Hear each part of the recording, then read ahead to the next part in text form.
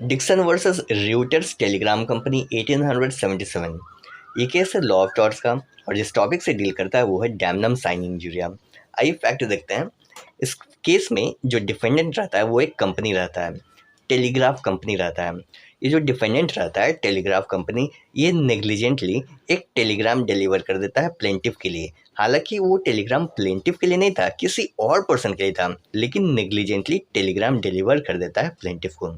और उस टेलीग्राम में था एक ऑर्डर था बार्ले का यानी जौ का, जो कि शिप करना था, भेजना था। प्लेंटिफ को लगता है कि ये मैसेज उन्हीं के लिए है और वो उन गुड्स को शिप कर देते हैं, भेज देते हैं।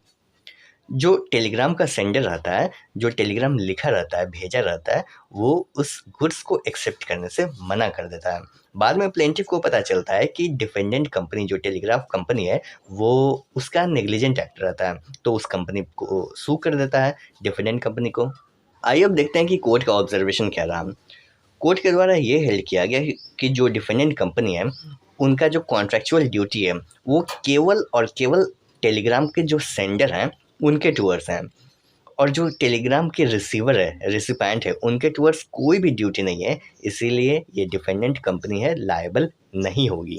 बाद में जाकर इस केस का क्रिटिसिज्म भी हुआ, इस केस को क्रिटिसाइज किया गया और Hedley Byrne and company limited versus Heller and partners limited 1964 इस केस में। और ये वाला जो केस था ये 1877 का था, 1877 का ये केस है और ये अभी प्रेजेंट 1964 में हम लोग आ गए हैं। तो इस केस में पोजीशन चेंज हो गया।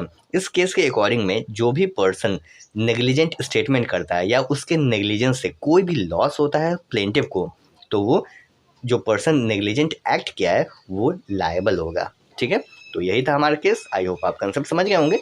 मिलते हैं नेक्स्ट वीडियो में। Thanks for watching. जय हिंद।